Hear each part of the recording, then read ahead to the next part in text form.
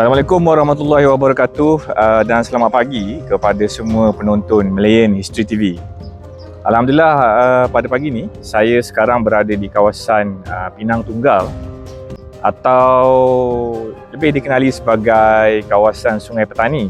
So di belakang saya ni lebih kurang dalam 200 meter adalah Sungai Muda, iaitu sempadan semula jadi antara negeri Kedah dan juga Pulau Pinang. So sebagaimana yang anda dapat tengok di belakang saya adalah jambatan kereta api lama, iaitu jambatan kereta api Pinang Tunggal. Kalau orang-orang di kawasan sekitar sangat mengenali jambatan ini kerana ianya mempunyai seni bina arkitektur truss bridge lah, ataupun seakan kerangka besi. Jambatan Pinang Tunggal ini, kalau mengikut rekod sejarah, siap dibina pada 1 Mac 1915, di mana pada tahun tersebut juga menandakan perhubungan pengangkutan darat, iaitu pengangkutan landasan kereta api antara Butterworth di Pulau Pinang dan juga di Alor. Jadi jambatan di belakang saya ni, jambatan Pinang Tunggal, was very crucial untuk menghubungkan pengangkutan kereta api pada ketika itu. Kerana ianya perlu melalui Sungai Muda. Kalau anda dapat tengok, nanti saya akan tunjukkan video. Sungai Muda ini adalah satu lintasan sungai yang agak lebar dan juga dalam lah. So it was a very difficult terrain. Tapi pada hari ini, saya sebenarnya adalah kali pertama saya datang ke kawasan ini menyemak bacaan saya berkenaan dengan peristiwa Battle of Melaya ataupun pertempuran di Utara Melaya. Dan jambatan Pinang Tunggal di belakang saya memainkan satu peristiwa yang agak besar di dalam pengunduran tentera British daripada Utara Melaya, iaitu negeri Kedah ke Pulau Pinang, seterusnya ke lintasan Sungai Perak. Pada tahun-tahun sebelum berlakunya Perang Jepun, terdapat hanya 3 lintasan utama Sungai Muda, iaitu yang pertama di hulu Sungai Muda di satu kawasan yang bernama Batu Pekaka, juga terlibat di dalam peristiwa pertempuran Melaya. Jambatan ini dimusnahkan oleh tentera British India dari unit 50 Punjab. Terdapat pertempuran besar yang berlaku di sini. Lintasan kedua adalah di tempat saya duduk ini, iaitu jambatan kereta api Pinang Tunggal.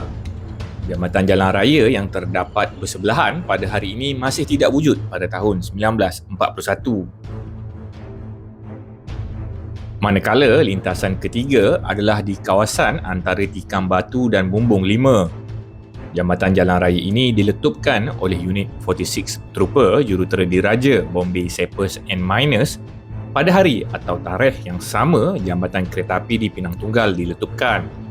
Di kawasan ini berlaku pertempuran antara unit peninjau tentera Jepun dari Division ke-5 sewaktu anggota Jurutera Diraja tentera British meletakkan bahan letupan di tiang-tiang jambatan utama. Lebih sadis lagi, jambatan ini hanya berusia setahun dan siap pada tahun 1940 sebelum ianya diletupkan pada 16 Disember 1941.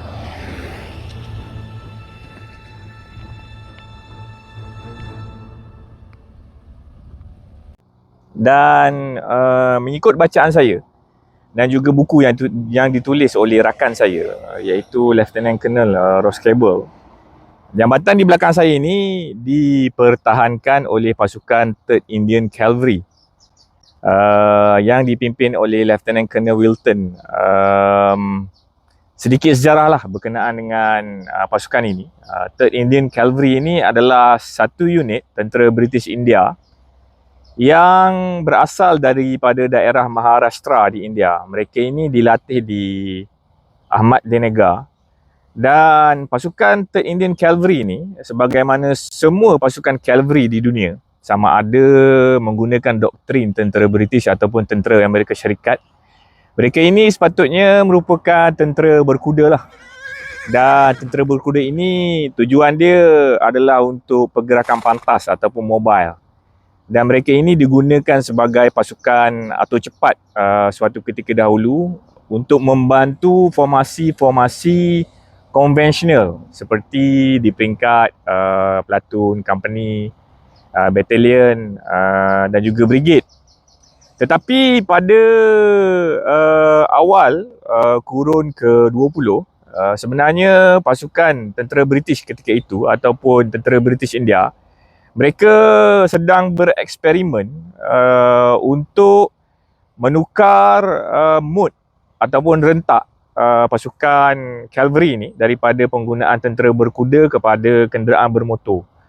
Kerana pada awal kurun ke-20, teknologi baru iaitu the second industry revolution banyak mencipta enjin internal combustion lah.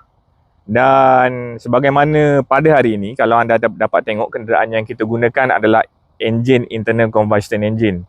Dan ianya sangat cekap, efisien, asalkan anda dibekalkan dengan bahan api sama ada berbentuk diesel ataupun petrol. Jadi pada awal kurun ke-20, pasukan 3rd Indian Cavalry ini dalam proses transisi penggunaan pasukan ataupun unit berkuda kepada kenderaan bermotor. Untuk di dalam doktrin tentera British, kita panggil dia raise the unit lah. Kita bangunkan that unit daripada infant to unit yang matang.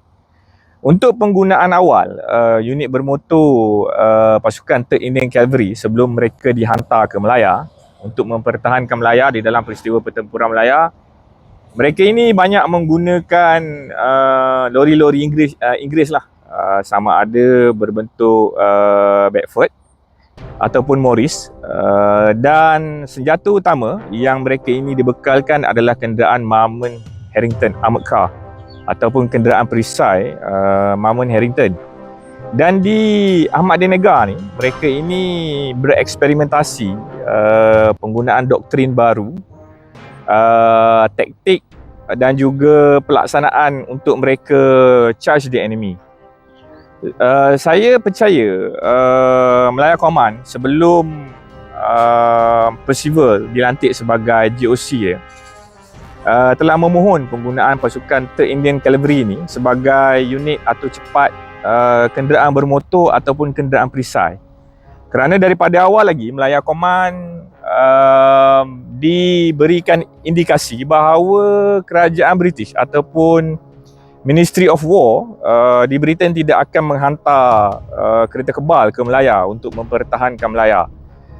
Dan pasukan 3rd Indian Cavalry ini diberikan kenderaan Marmon Harrington Armoured Car bagi tujuan untuk menggantikan unit-unit ataupun formasi kereta kebal lah. Dan pada awal kurun ke-20, mungkin ramai yang tak tahu ataupun tak faham doktrin peperangan menggunakan kereta kebal. Kereta kebal juga adalah satu novelty idea lah. Ianya digunakan secara berleluasa ataupun besar-besaran pada Perang Dunia Pertama. Tetapi pada era Perang Dunia Pertama, ia masih lagi aset yang berbentuk eksperimentasi. Maknanya formasi konvensional tentera ketika itu belum lagi jelas tentang penggunaan kereta kebal. Sama ada sebagai support asset ataupun aset bantuan, ataupun aset yang boleh berdiri sendiri tanpa bantuan infanteri. Dan kita semua perlu ingat pada awal perang, terutamanya dalam peristiwa pertempuran Melaya, tentera British India di seluruh negara India di bawah jajahan British ketika itu masih lagi tidak familiar dengan penggunaan kereta kebal. Mereka hanya familiar dengan penggunaan kereta perisai lah. Lebih-lebih lagi kenderaan perisai Lancaster Armoured Car yang banyak digunakan pada pertempuran Perang Dunia Pertama. Dan unit 3rd Indian Cavalry ini dibekalkan dengan Marmon Harrington Armoured Car, diarah membentuk doktrin ataupun taktik sendiri penggunaan kenderaan perisai ini, dan dihantar dengan tergesa-gesa ke Melaya. Mereka ini sampai ke Melaya beberapa bulan sahaja sebelum peristiwa pertempuran Melaya bermula. Dan kalau saya nak ceritakan berkenaan dengan pertempuran di utara Melaya, sama ada di Jitra ataupun di Gurun, saya ingat kita akan habiskan masa 2 jam di sini dan cuaca pada hari ini pun tidak mengizinkan. Tapi saya akan ceritakan apa yang terjadi di sini saja. for the benefit of my viewers lah. 3rd Indian Cavalry ni diatur gerak sebagai pasukan untuk membantu formasi utama di Utara Melaya. Ketika itu pasukan Division ke-11 Tentera British India, apabila mereka kalah secara mengejut di Jitra Line, mereka berundur ke garisan baru Tentera British di Gurun ataupun di Jerai Peak daripada 14 hingga 16 Disember 1941. Dan apabila British Line di Gurun tidak boleh dipertahankan, Colonel Wilton telah mendapat arahan daripada GOC pasukan Division ke-11 ketika itu, iaitu Major General Murelion, untuk menjadi rearguard unit memerhatikan pasukan tentera British daripada Division ke-11 berundur di belakang Sungai Muda. Kalau 100 meter ataupun 200 meter di belakang saya ni adalah Sungai Muda lah. Nanti saya akan tunjukkan footage dia. Dan pasukan 3rd Indian Cavalry diberikan battle mission di kawasan ini, di kawasan Railway Bridge Pinang Tunggal. Dan di hilir Sungai Muda ni, lebih kurang dalam 4 atau 5 km ke arah barat saya, adalah lintasan Jambatan Merdeka. Ianya diletupkan oleh engineer tentera British India, British Sappers and Miners, pada tarikh yang sama dengan jambatan di belakang saya diletupkan inilah, iaitu pada 16 Disember 1941, hari terakhir peristiwa pertempuran Jitra. Dan mengikut bacaan saya, tidak ada pertempuran yang signifikan berlaku di kawasan ini. Hanya anggota 3rd Indian Cavalry ataupun CO dia, Lieutenant Colonel Wilton, memerhatikan engineer dia meletupkan jambatan di belakang saya. Dan selepas saya membuat semakan terhadap beberapa beam utama, kalau anda dapat tengok di belakang saya ni, jambatan beam utama ini adalah konkrit merah that was produced in Brickfield, Kuala Lumpur. At the turn of the century, banyak material pembinaan dibawa daripada India. Sama ada besi ataupun konkrit lah. Dan bahan binaan dia cantik, kualiti binaan dia sangat cantik dan kemas serta halus. Dan buruh yang digunakan untuk membina landasan kereta api dan juga jambatan kereta api over the Malayan River ni, sama ada di selatan ataupun ke arah utara, adalah ramai daripada buruh India lah. That's why sejarah dia, sekiranya anda melalui bandar-bandar lama yang ada stesen kereta api lama, ada komuniti masyarakat India, atau lebih tepat lagi saya panggil sebagai golongan Tamil, yang bekerja dan masih tinggal di kawasan sepanjang landasan kereta api dibina. Dan apabila jambatan ini siap pada 1 Mac 1915 dibuka secara rasminya, dia menjadi mode pengangkutan utama penduduk Melaya, sehinggalah ICE ataupun Internal Combustion Engine dibawa ke Melaya pada 1920-an, 1930-an, banyak digunakan. Dan kerajaan British membina jalan raya ataupun lebuh raya utama di sebelah barat saya, lebih kurang dalam 3 atau 4 km lah, iaitu Federal Route 1. Dan pengangkutan kereta api dan juga pengangkutan darat seiring penting, kerana orang-orang Melayu ataupun penduduk Melaya tidak mampu untuk membeli kenderaan lah. Cuma bagi pengangkutan komoditi, ianya diangkat in a bulk lah, di dalam industrial scale yang banyak, sama ada menaiki kereta api ataupun lori utama over the Malayan Road. So back to Battle of Gurun. Tidak ada pertempuran yang berlaku dekat kawasan ini. Selepas saya menyemak beam utama, ada satu beam yang berlainan antara banyak-banyak beam yang anda dapat tengok kat belakang saya. Kerana beam itulah yang diletakkan bahan letupan TNT ataupun Gelignite, dan diletupkan serta that truss bridge besi tu, dia cave in ke dalam lah. Kalau nanti saya akan kongsikan gambar dan juga video, ada sedikit bengkang bengkok besi yang dapat dilihat sampai ke hari ini. Walaupun 3rd Indian Cavalry berjaya meletupkan jambatan ini dan berundur ke Bukit Mentajam, ketika itu Bukit Mentajam adalah headquarters 11 Indian Division. Major General Murray Leon berada di sana. Tentera Jepun 15 Engineer Regiment dan juga Railway Engineer berjaya membaiki jambatan ini dalam masa yang singkat. Kerana kalau kita tengok rekod sejarah, tentera Jepun ataupun 25th Army berjaya membawa supply sejauh Bangkok menggunakan landasan kereta api ni sehingga ke Singapura bagi persediaan pertempuran Singapura. Even though that supply ataupun quartermaster line tersebut menggunakan dua aksis utama, iaitu Railway Line dan juga Federal Route 1. Tetapi kecekapan jurutera tentera Jepun membaiki jambatan kereta api dan juga jambatan jalan raya adalah sesuatu yang sangat mengagumkan lah. Dan ada certain area di mana this parallel bridge ni, sama ada Railway Line dan juga Federal Route 1, ada jambatan jalan raya yang diletupkan sepenuhnya oleh tentera British, terutamanya di kawasan lintasan Sungai Perak dan juga beberapa jambatan utama di Middle Malaya, terutamanya di negeri Perak. Assessment daripada tentera Jepun, terutamanya unit jurutera dia tidak membaiki jalan raya, dia membaiki railway dan kenderaan bermotor menggunakan railway line lah untuk push the attack dan keep contact dengan pasukan tentera British di arah selatan Melaya. Dan saya diminta oleh rakan saya lah, seorang pesara tentera,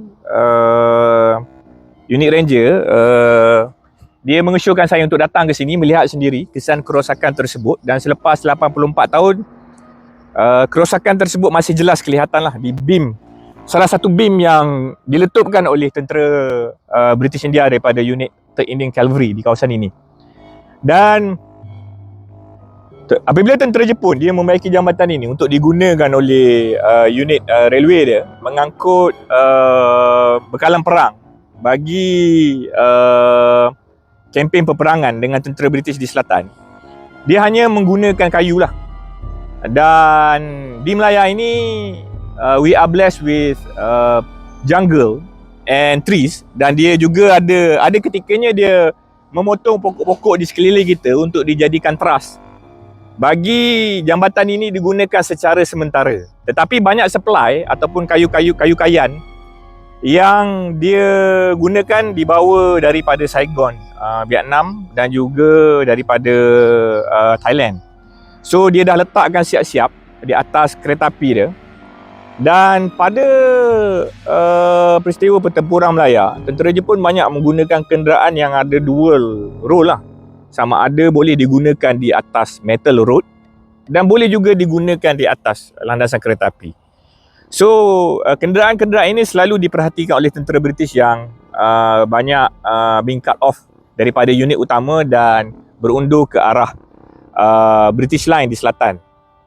Dan tidak ada pertempuran yang berlaku di sini, iaitu pada 16 Disember 1941. Apabila tentera Jepun membaiki jambatan ini untuk digunakan secara sementara, mereka tidak ada fokus ataupun tidak ada effort untuk menggantikan jambatan yang dimusnahkan oleh tentera British secara sempurna. Kerana objektif mereka adalah untuk capture Singapore yang kemudian ditukarkan kepada Shonan. Tentera Jepun ini banyak membaiki semua jambatan di Melaya, sama ada over the Federal Route 1 ataupun di Railway Line ni, untuk digunakan sementara. Selepas mereka berjaya menawan Singapura, mereka perlu fokus tenaga dan usaha perang mereka ke Burma. Dan banyak supply yang sampai daripada Jepun diangkut menggunakan kapal ke pelabuhan Singapura, dan diangkut semula daripada pelabuhan Singapura menggunakan railway line ini untuk dihantar ke Bampong ataupun Kamburi lah, ataupun Kanchanaburi. Jadi daripada Kanchanaburi mereka terus bergerak ke arah Burma untuk menawan seluruh Burma pada peristiwa pertempuran Burma. Dan jambatan di belakang saya ini hanya dibaiki sepenuhnya pada era selepas perang, iaitu bermula pada 1948 hinggalah 1955. Dan efort perang tersebut mengakibatkan effort untuk membaiki semua infrastruktur utama di Melaya, depleted the British coffers quite severely, kerana pada tahun 1945 hingga 1955 situasi pada ketika itu banyak menggunakan catuan lah. Sama ada catuan raw material ataupun bahan makanan, semuanya perlu menggunakan slip card. Anda nak beli gula, beras, semuanya perlu menggunakan kad catuan. Sama ada di Great Britain ataupun di Melaya sendiri. Dan mereka hanya membaiki infrastruktur utama tanpa memikirkan peringkat estetik. Maknanya, you cannot get as beautiful as the old beam di belakang saya. Hanya bahan konkrit simen saja yang make the bridge usable untuk tempoh masa yang lama lah. Dan it's really a pity lah untuk saya yang cintakan nilai estetik architecture seni yang banyak dibina oleh orang-orang Melaya ataupun pemerintah koloni Inggeris at the turn of the century, banyak dimusnahkan sewaktu peristiwa pertempuran Melaya, and we cannot get it as beautiful as the original structure anymore. And one of it was right behind me lah, di Jambatan Pinang Tunggal di belakang saya ini.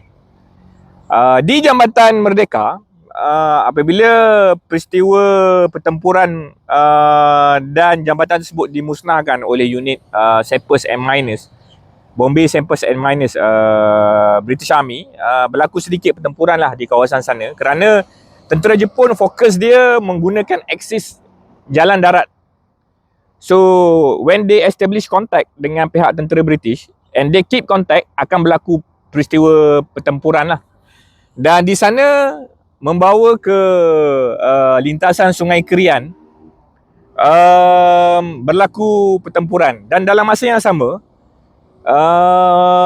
penduduk Melaya, terutamanya daripada kawasan utara yang terdiri daripada orang-orang Cina, cuba melarikan diri ke arah selatan.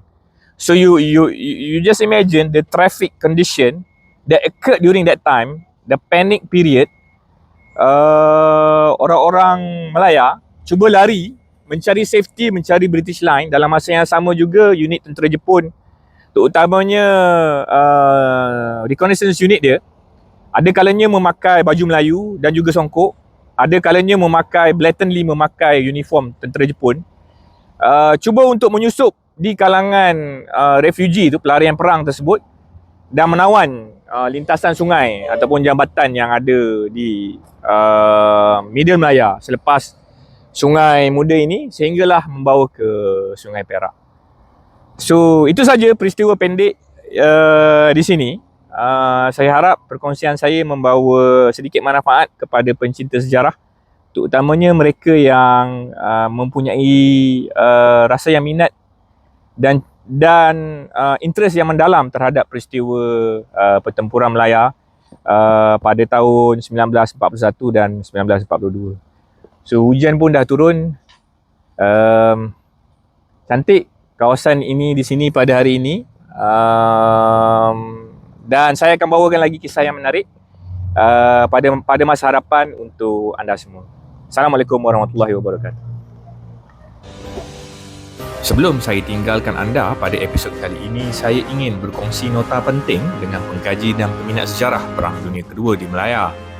Peristiwa yang berlaku di Jambatan Kereta Api Pinang Tunggal di sini dengan tindakan mengatur gerak pasukan 3rd Indian Cavalry sebagai unit pertahanan belakang oleh Percival adalah salah satu bukti penggunaan unit dan formasi tempur yang salah oleh GOC Melaya Command. Sebagaimana penjelasan saya di awal video, pasukan 3rd Indian Cavalry mempunyai sifat dan peranan yang berlainan daripada perlu bertindak sebagai pasukan pertahanan belakang. Apatah lagi menjalankan tugas, unit jurutera meletupkan infrastruktur asas seperti jambatan. Melalui kajian saya di dalam pertempuran Melaya, berkali-kali Percival menggunakan unit ini dengan cara yang salah, iaitu sebagai unit infanteri tempur biasa berbanding penugasan sebagai unit tinjau atau pasukan atur cepat. Pasukan 3rd Indian Cavalry musnah sepenuhnya di pertempuran Slim River. Kurang dari sebulan dari tarikh mereka meletupkan jambatan kereta api di Pinang Tunggal.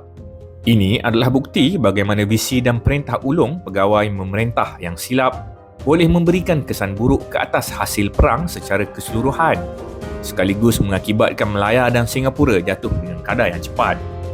Terima kasih kerana menonton channel ini dan teruskan membaca buku-buku ilmiah untuk membuat verifikasi terhadap semua maklumat yang saya kongsikan pada video kali ini. Sehingga kita bertemu lagi, sekian. Assalamualaikum.